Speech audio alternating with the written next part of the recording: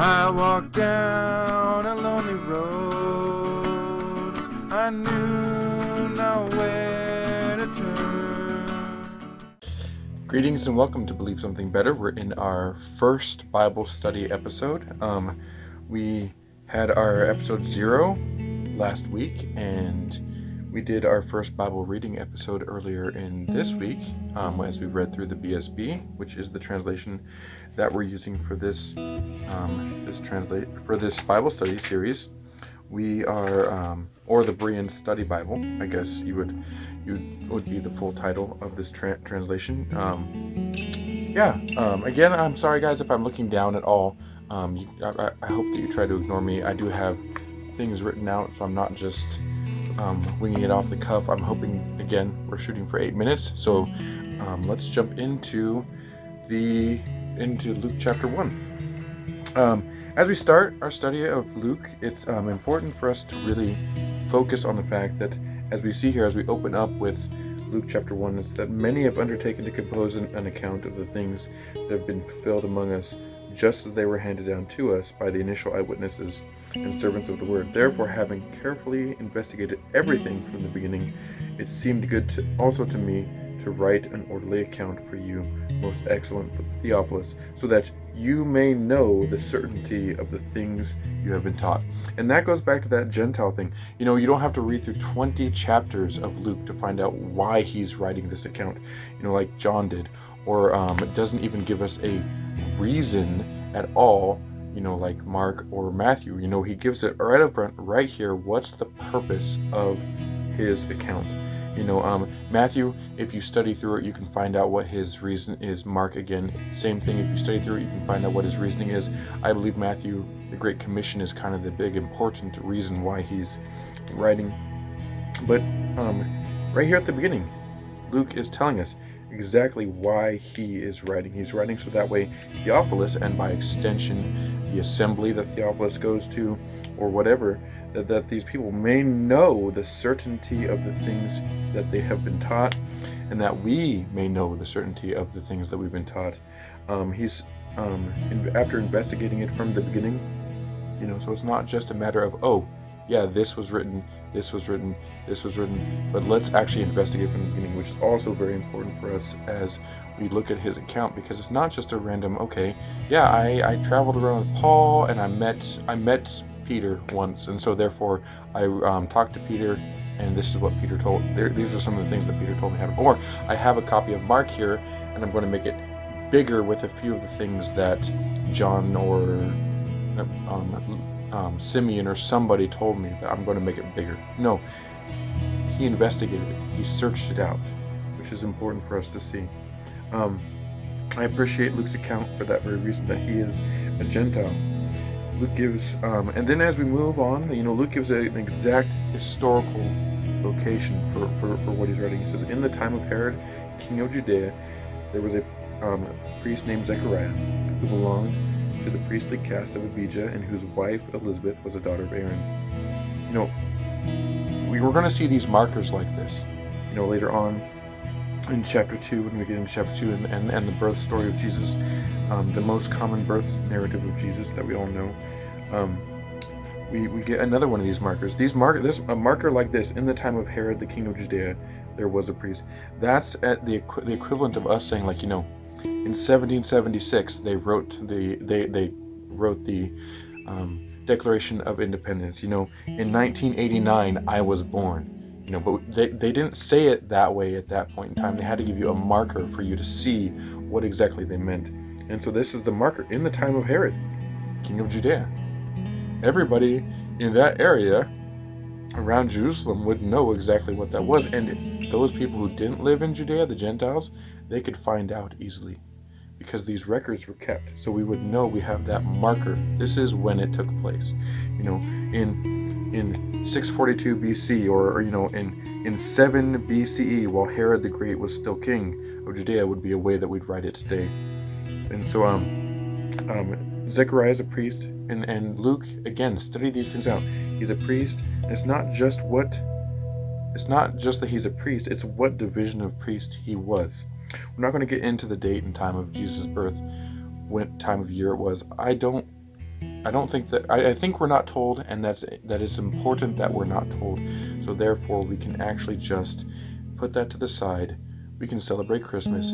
It doesn't matter. What matters is that we're giving all glory and honor to our God, and that is Soli Deo Gloria. To him be the worship and the glory alone. So we're not going to get into that argument, but we have Abijah, and he's of the rank of Abijah, which is important. He's giving us all the information. That's something that's so beautiful, guys, about Luke's account. Is everything, in everything we can, when we read through this, the biggest point that I've come to during this study, time and time again, is that we can trust the Word of God and that He's given us everything.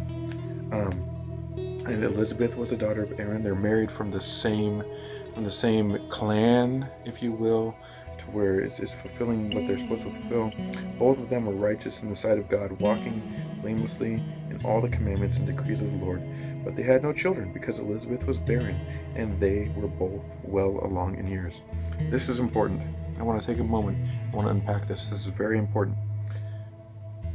In that time frame, children were a blessing from God. Were considered that way. Unfortunately, today, you can see our world today, they're not considered that way anymore, but in that time they were. And so if this was truly a blameless situation, they should have children. They should have many children, would be the view that would be taken by the Jews at that time. So we know that there's something going on, right?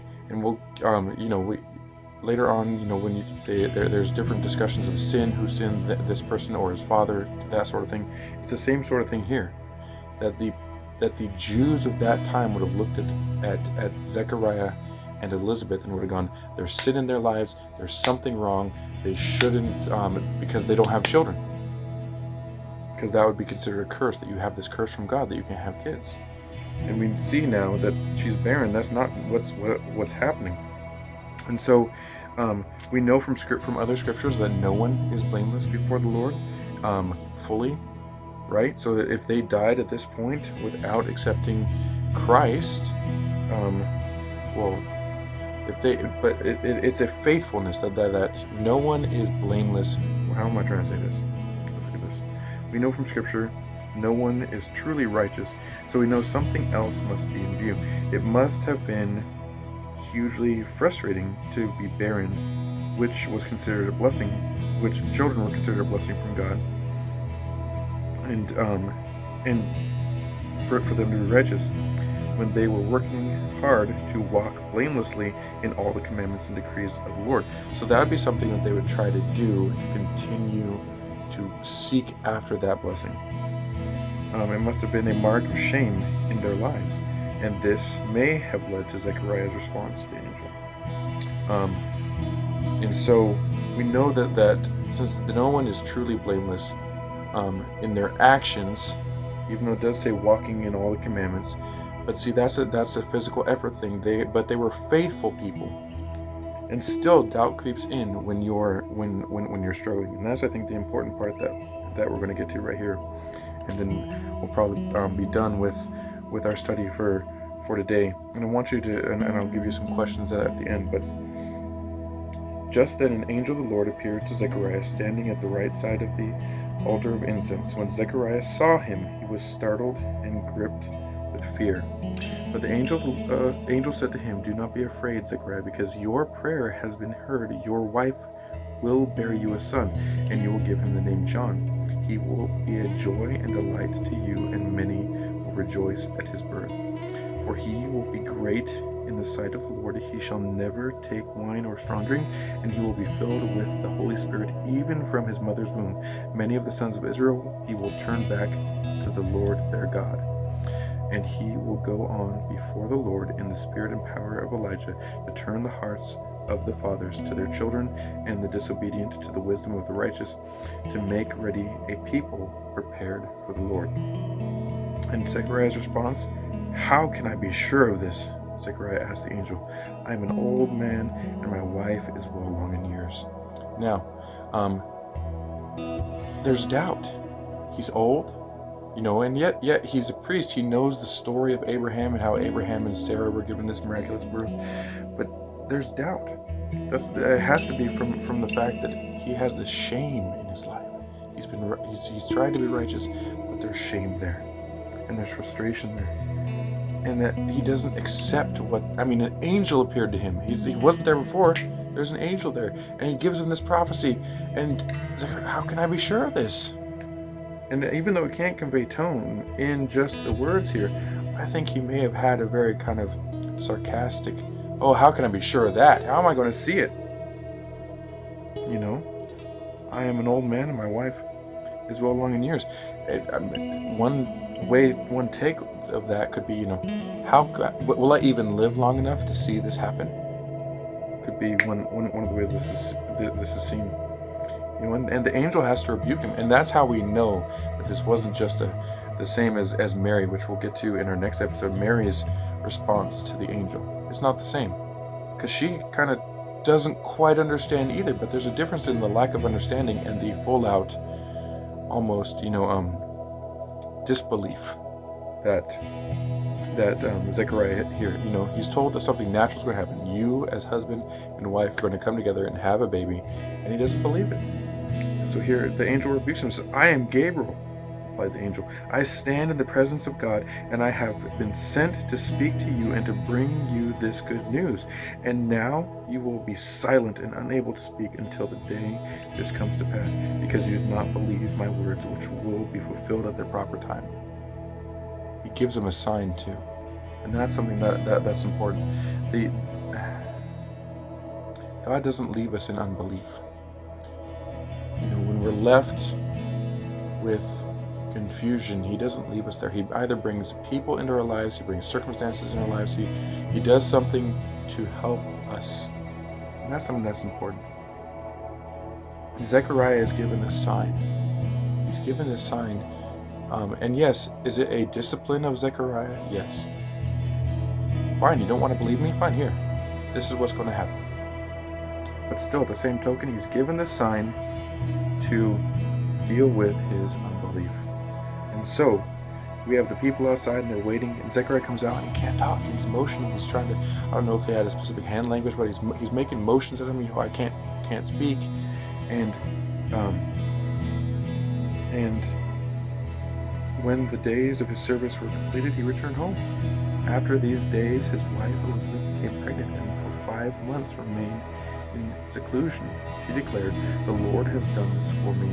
In these days he has shown me favor and taken away my disgrace among the people. They did view it as disgrace. They viewed it as shame. And this is where the unbelief comes from. They've suffered through this shame, and now they can't. I think Zechariah was just in utter shock. He couldn't even grasp. Think of how long they've been praying for. Think of how long some people that you may know have been praying for a child, for children. And if an angel appeared to them and said, tomorrow you're going to get pregnant, I might have the same response. Me and my wife, we got pregnant, had a child, but we struggled through a problem, that we had to have infertility and do some different things with that, and we prayed and prayed and prayed and prayed, and the Lord just kept telling me, just wait on me, be patient, I will fulfill this. And you know what he did? I have my beautiful little daughter. That's her door right there to her room. You saw it in my last video too, and I got my beautiful little girl. Where everyone always comes up, are you going to have more? Well, if the Lord gives me, the Lord gives me another one, the Lord gives me another one. But I'm not putting my wife through that pain again. I'm not putting myself through that struggle, that heartache again. And if the Lord gives me another one, he gives me another one, but I'm glorifying him for the little girl that I do have. And so, she just praises God. And that's something that I think that we need to remember too, that we just need to, when we do have these things, just take them to the Lord, and just to remember that when he answers our prayer, and the answer might be no. That's the hard thing for us to remember, is that we give the glory to the Lord, that the Lord has done this for me in these days. He has shown me favor and taken away my disgrace among the people. So, one of the things that I struggled with when I was younger is the difference between Zechariah and Mary. in just pure words, if you just read it out and you just read and you stop at Zechariah's question and you read through and you stop at Mary's question, you kind of get similar. It almost feels the same, like they're both answering back to Gabriel in the same way. But obviously they're not, because the response of the angel tells us so much about what exactly this dialogue was, how this dialogue was emotionally, and what these people were, what was going on. Probably he knew what was going on in Zechariah's heart that we don't even know. And so that's something that's very important for us to see, is that we don't want to be so callous to the Lord's work. And so that's what I want to leave you with as you go through this. Compare. That would be what I'd say. Compare. What is the difference between Zechariah? Just look at the words. What's the difference between Zechariah's question and Mary's question? You know, in one sense, Zechariah is never given the chance to give a second response, though Mary is. And so, just that would be my takeaway and my application. Very much the application that I see in this is very much: don't be callous to the Lord's moving. I hope that that you've liked this episode. If I've given you anything to chew on, please give us a like and subscribe. Hit that thumbs up on there, and when you subscribe, hit that bell so you're notified when the next video comes out next week. And so moving forward, the next episode is going to be another reading episode. It's going to be chapter 1 again of Luke, because that's that chapter we're still in for the teaching, but it may be pared down to just the second half of chapter 1. I'm not sure yet. We're still kind of going through this together. But I hope that you enjoyed this, and I pray that we are helping you to believe in something better.